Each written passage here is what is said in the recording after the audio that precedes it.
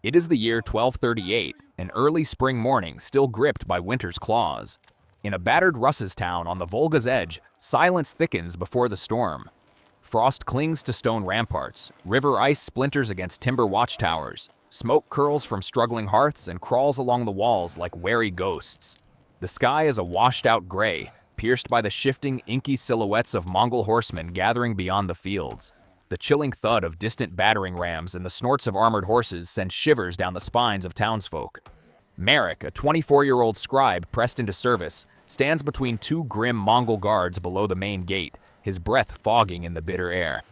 He must shout surrender terms in his own tongue, the demand echoing up to those whose fate he already witnessed. Men herded together. Women separated, children dragged off, bodies marked by violence. A bell tolls above, pulled desperately by a watchman whose hands are numb with the cold and terror. Smells of burnt wood, wet animal flesh, and lingering blood from the abandoned market infuse the scene, a taste of ash and dread in every inhaled breath. Marek hears, faint but clear, the officer's calculation in Mongolian. Healthy captives for market, broken ones for labor, the rest for a warning. The city's defenders watch from above, hesitant, for they know stories of surrender are carved into corpses and vanished families. As the heavy gates creak open a crack, Marek's eyes betray his guilt. He is the mouthpiece of doom. The Mongols are not offering survival. They are offering new forms of suffering, methods of terror measured in the currency of human agony. To understand what waits beyond those gates, we must step into the machinery of empire. From the jagged peaks of Mongolia to the ruined walls of Baghdad, the Mongol conquests carve a path through continents and centuries. Early in the 13th century, Genghis Khan, the warlord whose birth name was Temujin, raises a banner above the steppe. By 1206, he forges an alliance of fractured clans, then launches a campaign unlike any seen before, swift, methodical, and merciless. Cities like Nishapur and Merv become graveyards. Survivors are pulled from the ashes and funneled into chains. By 1237, Mongol armies under Ogadai approach the principalities of Rusin, igniting terror that reverberates across Asia and Europe. For the Mongols, slavery is not a byproduct of war. It is weaponized policy. Captives supply labor for siege works, sexual access for soldiers and officers, intelligence for future campaigns, and profit for an ever-expanding network of slave markets. In some cities, surrender earns only a brief reprieve. The people are sorted in crude marketplaces, their fate sealed by coin and cruelty. At the heart of this human tragedy stand four figures, each a thread in the tapestry of suffering. Marek, forced into servitude by his literacy, documents the unthinkable. He is the witness whose eyes never close. Togon, a 32-year-old Mongol officer, views bodies as resources, archers, workers, concubines, or casualties. His cold math will soon determine whose scars become evidence and whose screams fade into the wind. Ilana, just 19, is herself the spoils of a past conquest. A steppe woman who survived and now helps others maneuver through the labyrinth of camp life. A hardened soul who still whispers hope in the language of survival. Kutlug, a veteran merchant slaver, speaks only in numbers. The ledgers he carries contain more names than any chronicle, each bartered life a receipt for suffering. The captives' stakes are not mere survival. Surrender means sorting. The Mongols divide men from women, children from parents, artisans from peasants, each group assigned a future of labor, sexual servitude, or violent death. For the Mongol commanders and their slaver allies, every able-bodied captive represents income. Prices vary. A young woman may command several silver ingots, a wounded craftsman perhaps a battered horse. A child fetches less than a dog if visibly scarred. Even failure to spread terror is calculated. A city that resists and survives might inspire revolt elsewhere, so torture must echo far beyond the city walls. Dawn breaks as Marek and other prisoners are herded into the sorting ground, an open field littered with corpses and ruins, a place where hope dies quietly. Mongol officers stride down the lines, barking orders, their faces nearly expressionless. Marek copies categories into a wax tablet. Children, women, craftsmen, laborers, the old and broken. Kutlug estimates prices like a butcher weighing meat. 2 silver for an unblemished boy. 3 for a girl with strong hands. No coin for the wounded, only labor or death. And so, human worth distills down to teeth and scars. Ilana moves gently among the women, teaching the new captives silent resistance, hide skills, avoid eye contact, memorize the routines of violence. The cold ash falls over kneeling prisoners, jewelry and idols stripped and piled beside tents. Behind, the shattered houses still burn, black beams stabbing the pale sky. In a single moment, citizens become livestock, tied wrists, lowered eyes, bare feet pressed into bitter mud. Dehumanization is the order of the day, a transformation made visible in every shivering body on parade. Records from Persian chronicles and steppe merchant ledgers echo this mustering of misery. Slave markets thrive wherever the Mongol tide rolls through. Bodies measured, sorted, sold. As Merrick inscribes a trembling girl's number for auction, Togon marks a slash on the shoulder of a select few, special use. These are destined for even darker fates, for the Mongols see torture and terror itself as a kind of occupation, a sentence to be performed and witnessed. Weeks later, deeper west along the battered frontier, the Mongols besiege another fortified town, this time employing human walls and living ladders. Here, survival itself is weaponized against the defenders. Men and boys, roped together and shields chained to their chests, are driven toward enemy ramparts as their loved ones watch from behind the battlements. Mongol archers line up, using the captives as barriers and living targets. Siege ramps are built not just from stone and wood, but from mangled bodies, prisoners packed into earthworks, forming gruesome foundations for final assault. The price of resistance is agonizing. Those who falter are punished with sliced tendons, left unable to walk, discarded between lines as harsh reminders. The soundscape is one of agony, the slap of ropes, the creak of armor, the heartbreak as defenders recognize their kin pressed into horror. Broken sobs mix with bellowed commands, each thud and scream a toll for the living and the dead. Historical records confirm these gruesome tactics. Living shields, forced labor, and spectacular punishments used to terrorize the defenders and set examples for other towns. Archaeological finds, cut marks on bones, rubble mixed with human remains, reconstruct a grim reality. The sun sets on a ramp littered with protruding hands, a wedding ring still on one finger, indicating how deeply personal and relentless the violence truly became. For those chosen to live, pain was not spared. It was renewed daily, a resource drawn from desperation. Inside the Mongol camp, a new kind of horror unfolds in the camp of silent screams. Here, not all torture is public. Behind a circle of wagons and horse lines, suspected spies, former officers, and religious leaders are singled out for interrogation. Ilana, pressed into service to deliver water and bandages, observes patterns. Captives hanging by their wrists, beaten on the soles so they cannot rest. Others burned with heated metal tools on their thighs and backs, where scars will be hidden but sensations will persist. Marek is ordered to document confessions, grimly noting Togon's graduated cruelty, beginning with slow eyebrow and beard plucking, escalating to joint crushing in a primitive vice if answers falter. A blacksmith, also captive, is forced to forge the very restraints that will eventually snap his own bones. Smells here are choking.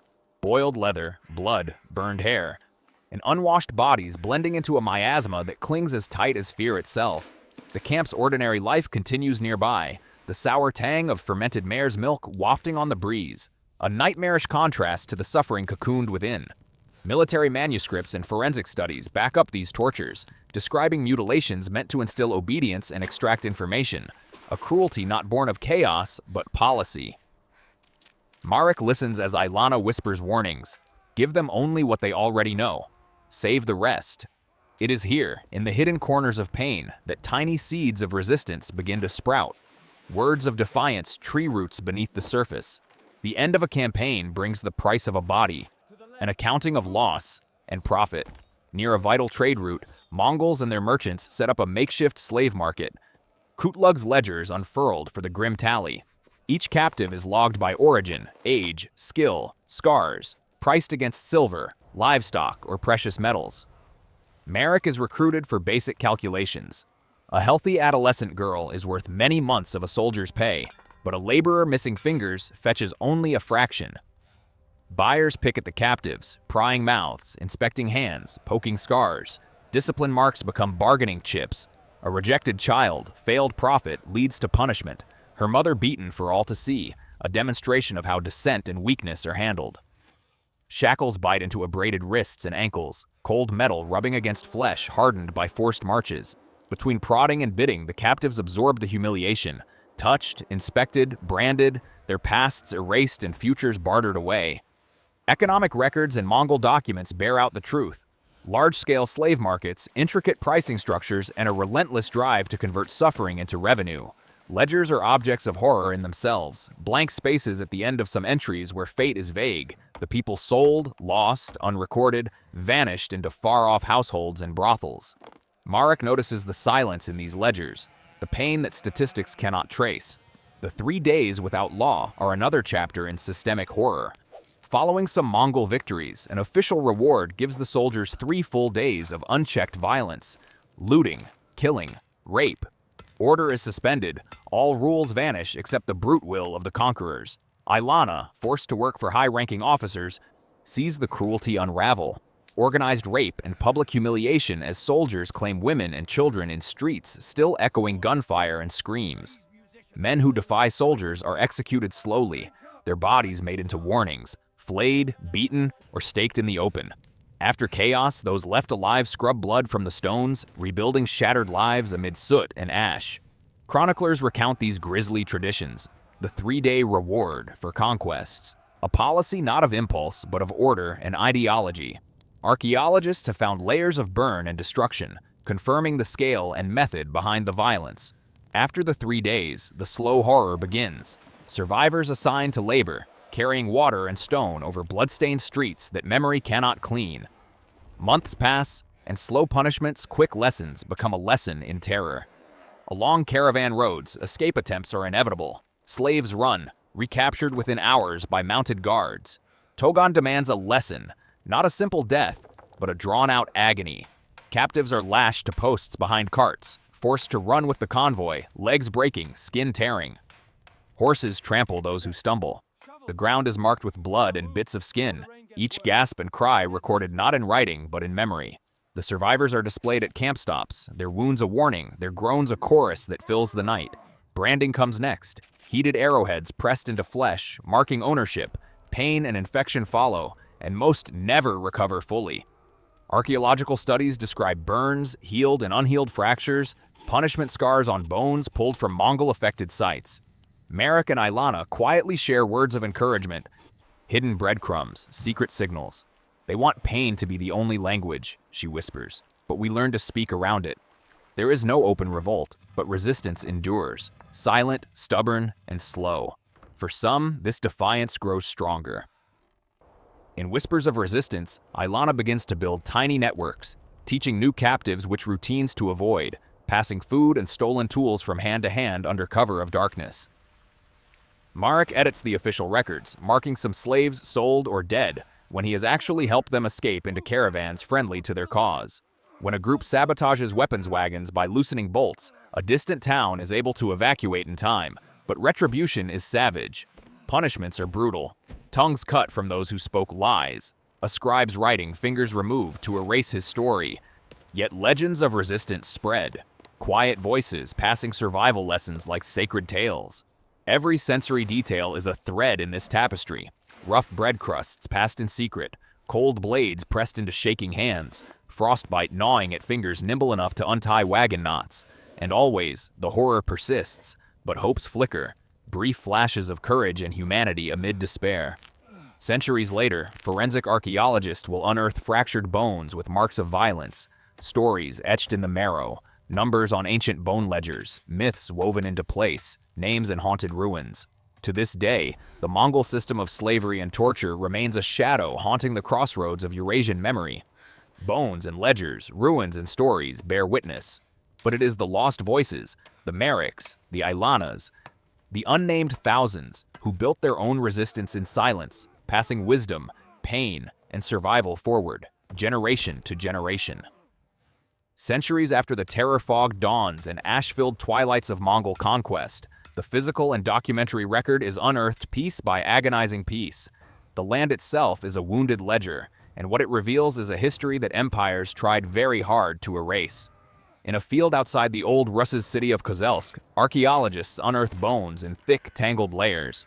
Bodies overlapping in mass graves, many with arms behind their backs, wrists indented where rope once cut to the bone.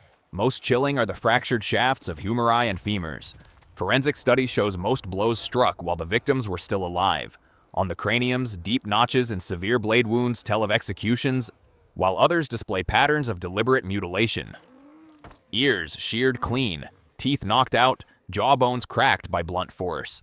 Among the remains scattered further from the city lie children's bones, mixed with debris from what had been a women's workshop. Bits of jewelry are still fused to the wrists by fire. Nearby, a level of compacted earth and rubble contains more than stones. Skeletal hands protrude from siege ramps, fingers curled in frantic final gesture, narrating the story of living foundations buried under Mongol machinery. These discoveries are not isolated. From the silent earth beneath Nishapur and Merv to layer upon burned layer in Eastern and Central Europe, the same story emerges in physical scars. Shattered skulls, surgical amputations, cauterized joints, and burning residues inside the chest where warriors and civilians were torched alive.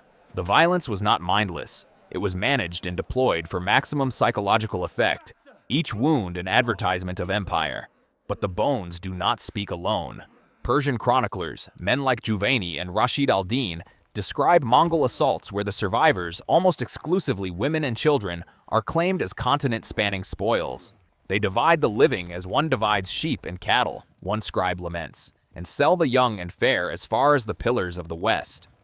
Christian and Muslim accounts converge. Records from the Vatican in 1242 document ransom sums for clergy and confessions secured from beggared captives, while letters intercepted between the officers of the Order of St.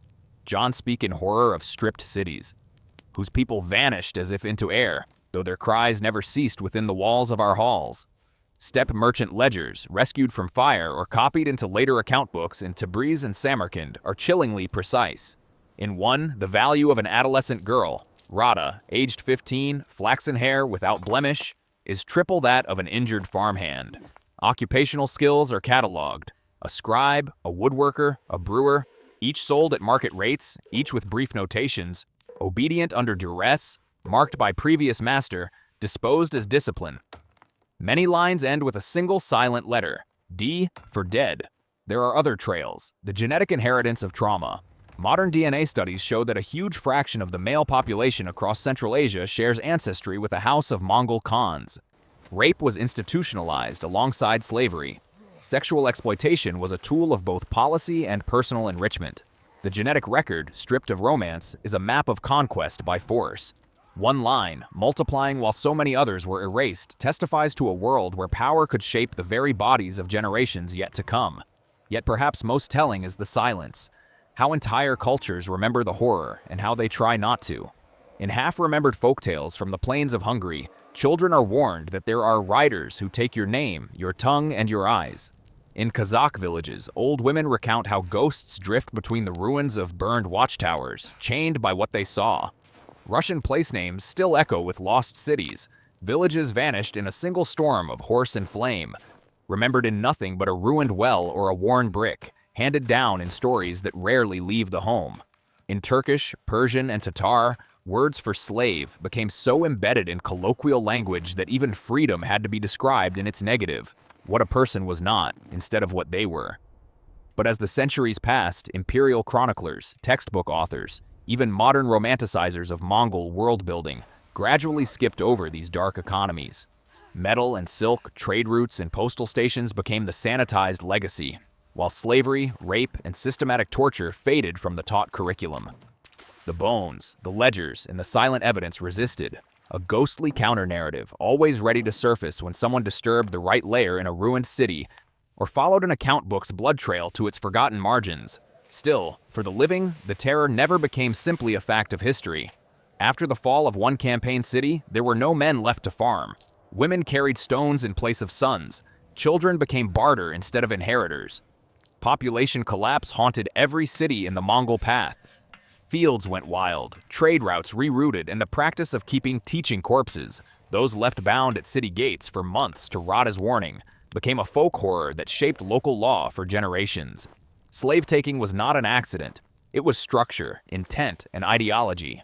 Every policy, every massacre, every market was a lesson the Mongols left behind for others to study and, grimly, to imitate. Later empires, from the Ottomans to the Tsarist Russians, borrowed techniques, public mutilations, exemplary executions, living shields in siege warfare, deportation, and forced labor as standardized tools. Victims' descendants carried the scars in blood and memory. family stories grew careful, coded in nursery rhymes and place names. Some captive lines survived, lineage twisted and hidden, ever shadowed by the violence that created them. Others were liquids poured into larger containers, language, food, folkways becoming part of the conquering tapestry, though the stories, when told, always hinted at a fear that never died. Some geneticists say the true legacy of the Mongol slave system is not just a record of suffering, it is a constant reminder of how quickly the boundaries between conqueror and conquered can melt, leaving only questions of what was gained, what was lost, and who survived to tell the tale. And yet, amid the iron logic of terror, there were currents of resistance that defied annihilation. Ilana's network of household slaves continued to pass stolen keys, coded gestures, and maps carved in soap. Marek, after faking the deaths of a dozen captives and smuggling them into friendly caravans, was eventually caught, but not before his secret ledger fell into the hands of more calculating rebels. For every public execution, every finger severed or tongue cut out, others kept the memory alive underground. Across the eastern steppe, unmarked graves bear the bones of those who tried to overturn Mongol wagons or poison a brutal master's food. In one scorched village, a single wall remains, covered in scratched messages that may have been warnings or prayers. These were not victories in the heroic sense reflected in marble, but they were victories all the same, the refusal to let suffering become silence. Even the fraying networks of trade and family worked as hidden forms of sabotage. Once sold to distant markets, some former captives leveraged their skills and knowledge, buying freedom, sheltering others, scattering the seeds of resistance far beyond the battlefield. Among Mongol records, rare instances appear: escaped chattel, presumed dead, value lost. In such notations, despair meets a spark of hope, a blurred symbol in an ancient ledger, the unfinished tally of the unforgotten. As the Mongol Empire unraveled, the aftershocks of its enormity rippled through the lands it had scarred. Cities left depopulated saw their old aristocracies vanish, only to be replaced by new classes of warlords and slave merchants emboldened by the previous century's impunity. In Russia, the trauma etched into collective memory would fuel centuries of brutalization against both outsiders and enemies within. Religious institutions, which had paid ransom and lost clergy to chains, began to rewrite their records, transforming suffering into hagiography, martyr stories, or simply unending lists of the dead. By the 15th century, most textbooks mentioning the Mongols in trade, postal systems, and the Pax Mongolica spared only a line or two for the vanished millions, the enslaved, and the tortured. What changed the narrative was not a sudden burst of conscience, but the slow work of evidence. Archaeologists probing ruined towers uncovered not just coins and weapons, but manacles, wooden shackles sized for children, whips with iron-tipped lashes, and pits containing amputated hands. In the plague cemeteries of Samarkand and Hungary, researchers found clear distinctions. One layer of natural death, then another of violent trauma consistent with mass punishment rituals. Carved bones, brands left by owner's marks, and even tattoos applied forcibly to the inner arms of captives have surfaced. Forensic scientists match bits of DNA to known Mongol lineages. Economists reconstruct the flows of wealth and misery. Thousands of lives exported to distant ports. Household registers swelling with new property. And then there are the stories. In 16th century Kazan, chroniclers recall how 100 tongues spoke 100 laments, but the same scream. From Persian annals, the tale of a mother who carved her family name into the sole of her son's foot with a sewing needle, so if he was ever lost and stripped for auction, a part of him would proclaim his house's survival. In the testament of a Tatar woman, dictated to a Spanish ambassador, she speaks only of the sound of whips and the smell of burning wool, the world reduced to sensation, endurance, and waiting for an end that took decades to arrive. It is easy now to see only the monstrous calculus, the numbers, the ledgers, the efficiency of Mongol terror. But to stop here is to fall into the very silence empires rely on. We must listen instead to the lingering resonance, how the memory of a single mother's broken fingers, the still haunted steppe, the whispered fables told by candlelight, connect our present to their vanished worlds. Not as statistics, but as human, cracked, unbroken, and fiercely remembered. In the immediate aftermath of the invasions, political order never truly returned. Depopulated towns became outposts for new rulers. Fields lay wild.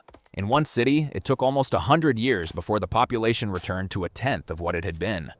Labor was imported or bred, the trauma of being reduced to inventory-warped community life. Festivals commemorating survival were tinged with rituals of remembrance. The burning of straw effigies, the singing of laments, the refusal to let children out of sight at dusk. These were not local traditions before the Mongols, but reactions to the scale of loss, the depth of the wound. Across Central Asia, the Mongol word for slave, kulun, became a byword for anything that could be possessed or broken. Soldiers who once made their living catching and marking others spent old age in paranoia, knowing the system could always turn on them if power shifted. The pattern was repeated, and not only by Mongol hands. Later conquerors employed the same methods: terror as policy, forced labor, public torture and mutilation, mass displacements to repopulate depopulated frontiers. Even now, walking the earth where these crimes were birthed, locals will point to fields and say, "Salted by Mongols, never will wheat grow here." In song and whispers, the memory survives, unyielding to empire or time. Meanwhile, official memory falters. Textbooks speak of Mongol postal innovations, the Silk Road, and the brief glimmer of globalization centuries before the term existed. Some historians prefer to analyze logistics, trade, cross-cultural exchange. Fewer count the number of children burned alive to light a single siege tower, and fewer still catalog the surnames lost, the stories flensed by fire and sold to distant markets. And yet, the survivors, the resistant, the quietly defiant, ensure that history never quite closes over the wound. For the men, women, and children who survived the Mongol conquests as slaves, the story does not conclude with the conquest of their city, the signing of a new law, or the opening of a slave market. It lives on in the generations who learned to mistrust, who organized in secret, who whispered warnings to strangers in the market square, who hid names inside shoes or baked messages into loaves of bread. It is the story of every survivor whose history wasn't inscribed in royal decrees, but in broken hands and hoarse voices. In their silence, they still speak. The trace of their existence is everywhere.